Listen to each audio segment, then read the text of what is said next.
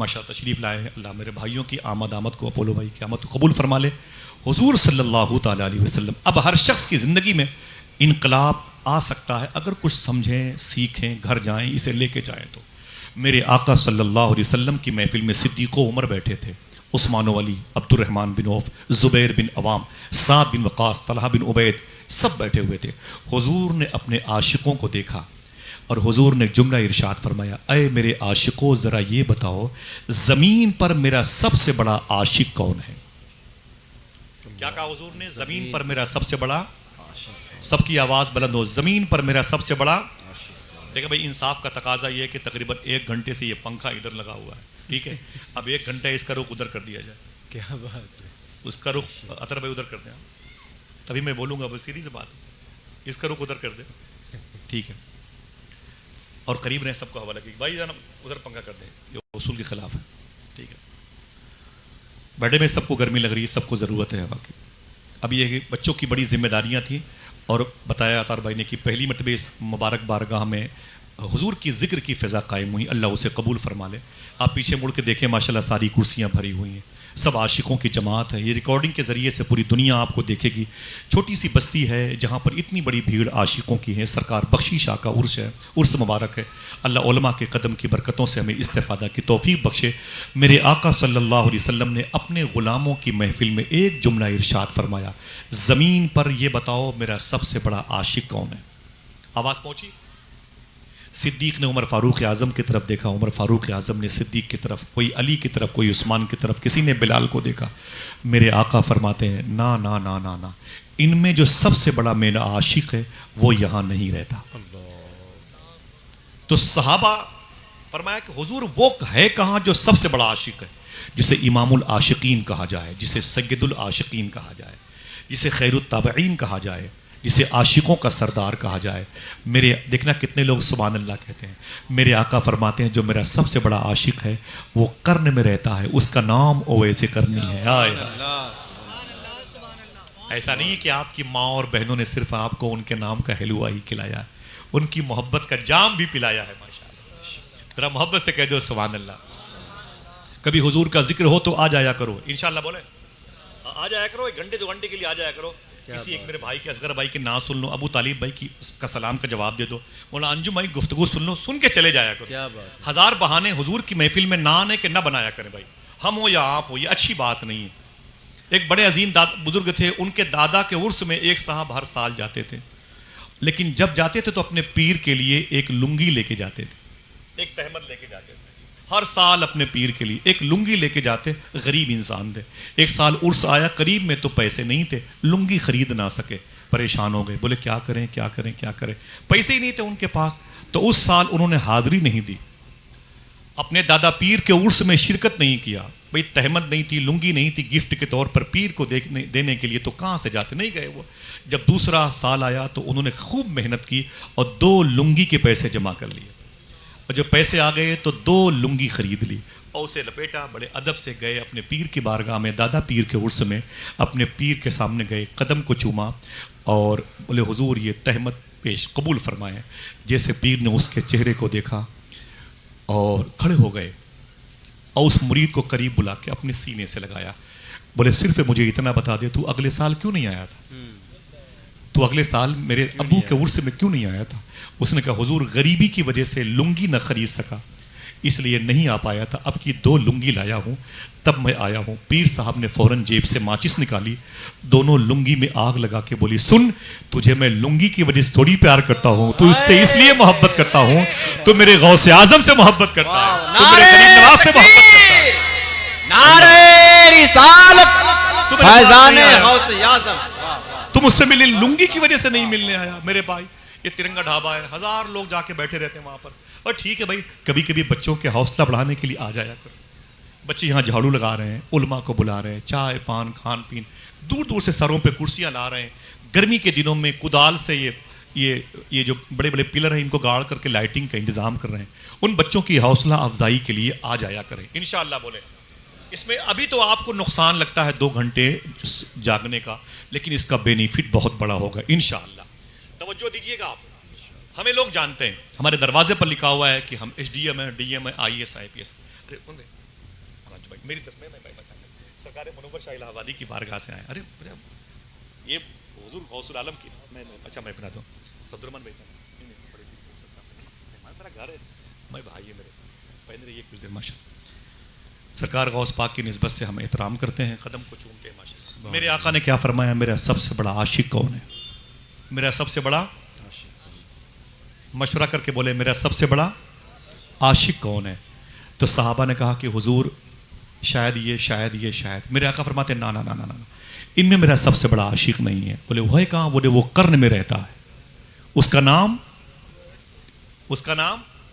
یاد کر لو, اس کا نام اویس قرنی ہے. پہلی مرتبہ حضور کی محفل میں اویس قرنی کا نام آیا. صحابہ نے کہا حضور یہ کون ہے؟ ہم انہیں نہیں جانتے. یہ اویس کون ہے؟ یہ قرن کہاں ہے؟ ہم ان کو نہیں جانتے. پھر دیکھنا کتنے لوگ سبحان اللہ کہتے ہیں. جیسے صحابہ نے کہا کہ حضور ہم انہیں نہیں جانتے, میرے آقا فرماتے ہیں اے میرے صحابہ سنو, میرے اویس کو زمین والے نہیں جانتے لیکن آسمان پر میرے اویس کا ڈنکا بج رہا ہے. اللہ آسمان پر میرے اویس کا ڈنکا بج رہا ہے. یہ ہوتے ہیں اللہ کے دوست. اگر ان کی اس کہانی کو میں اور آگے بڑھاؤں تو بڑی لمبی داستان ہو جائے گی. ایک تو باتیں کرنی ہے, باتیں بڑوں سے سنیے گا, مجھے اجازت دیجیے گا. آپ سب کا آنا اللہ قبول فرما لے. یہ بڑی محنتیں کرتے ہیں اللہ والے. فذکرونی, تم میرا ذکر کرو. تو اللہ کا ذکر یہ اے سی روم میں نہیں کرتے تھے, پہاڑوں کی گفاؤں میں کرتے تھے. اللہ کا ذکر یہ درختوں کی شاخوں پہ بیٹھ, شاخوں کے قریب جو ہلکی سی سماعتوں کی سائبان کی فضا ہوتی ہے نا, وہاں پر بھی بیٹھنا گوارا نہیں کرتے تھے. کھلی ہوئی فضا کے نیچے بیٹھ کر کے تیز دھوپ کو گواہ بنا کے اللہ کی بات کرتے. سمجھ رہے ہیں آپ, اس قدر قربانیاں دیتے تھے. اللہ کا حکم ہوتا تھا چلے جاتے تھے.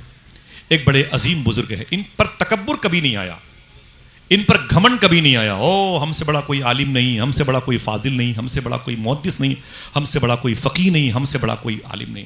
وہ واقعہ تو سنا ہوگا آپ نے مسلم مغربی کا. مسلم مغربی کہتے ہیں کہ ایک دن میں سو رہا تھا نا, دیکھیں اللہ کے دوست کیسے ہوتے ہیں.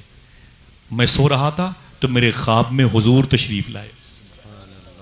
آپ کو زور سے کہنا چاہیے سبحان اللہ.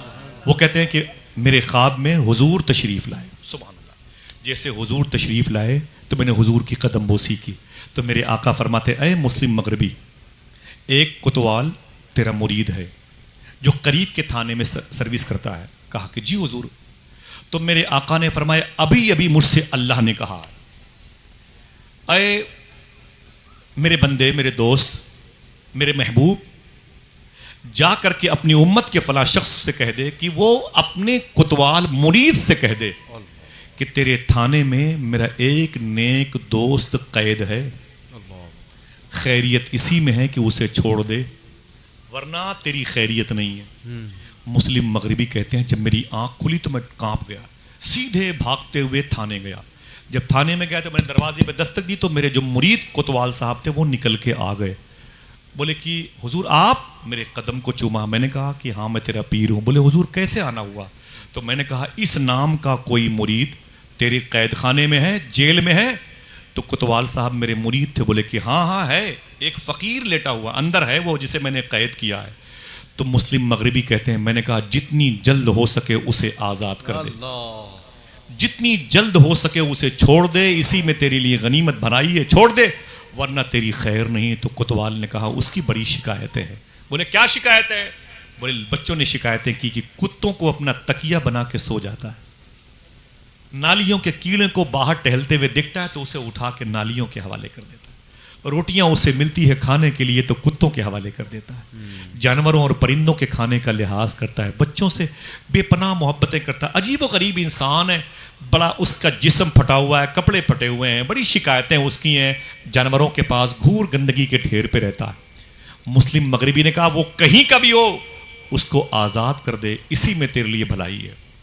جیسے کوتوال صاحب نے جیل کا تالا کھولا اور اس درویش کو باہر نکالا, جیسے وہ باہر نکلا کوتوال صاحب نے کہا سن, یہ میرے پیر ہیں, مسلم مغربی نام ہے, بہت بڑے عالم ہیں, ان کی سفارش کی وجہ سے تجھے رہائی, تجھے ضمانت مل رہی ہے, ان کا شکریہ ادا کر.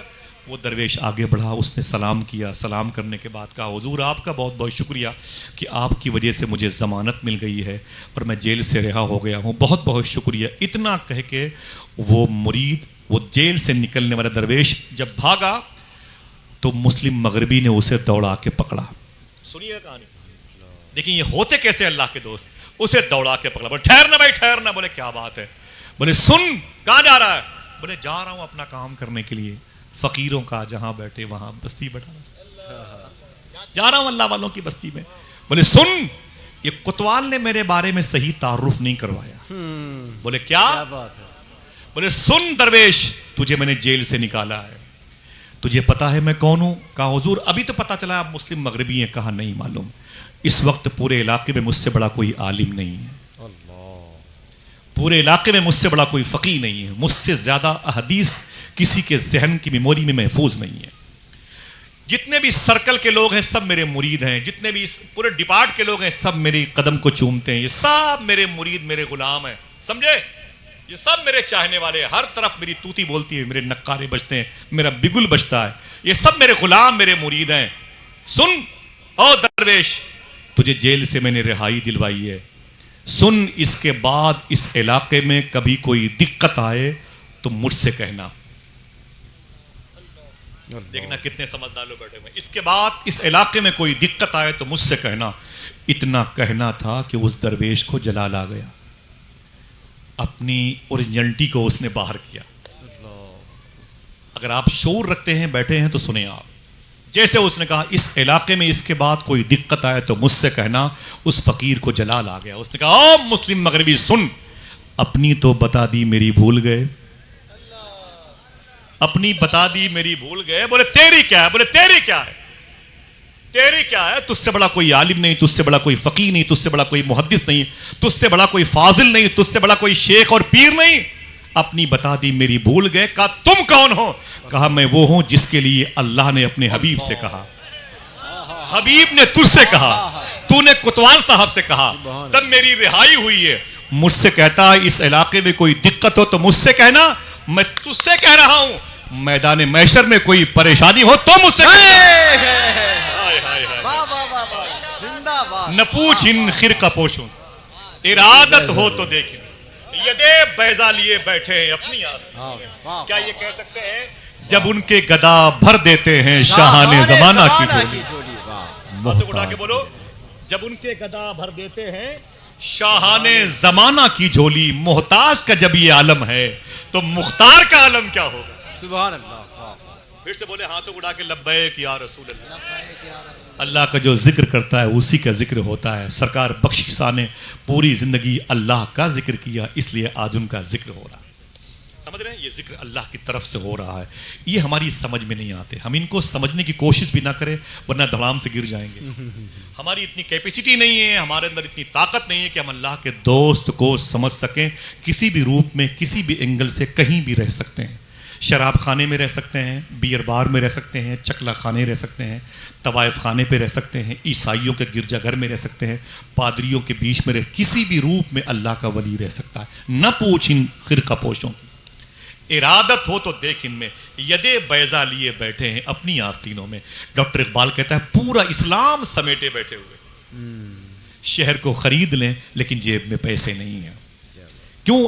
انہوں نے ساری زندگی اللہ کا ذکر. ہاتھوں اٹھا کے بولے کس کا ذکر کیا. اللہ کا ذکر. پوچھے بولے کس کا ذکر کیا. بلند آواز سے بولو اللہ اکبر. پوچھے بولے اللہ اکبر. اللہ ان بزرگوں کے صدقے میں جو ہندو مسلمان مریض اس بارگاہ میں آتے ہیں اللہ سب کو شفا عطا فرمائے. جتنے بے قصور لوگ جیلوں میں ہیں اللہ سب کی رہائی کا انتظام فرما دے. علامہ مفتی سلمان اظہری شاہ صاحب قبلہ کو میری دعا ہے اللہ رہائی کا انتظام فرما دے. آمین کہہ دیں. محبت کی فضا قائم ہو انشاءاللہ.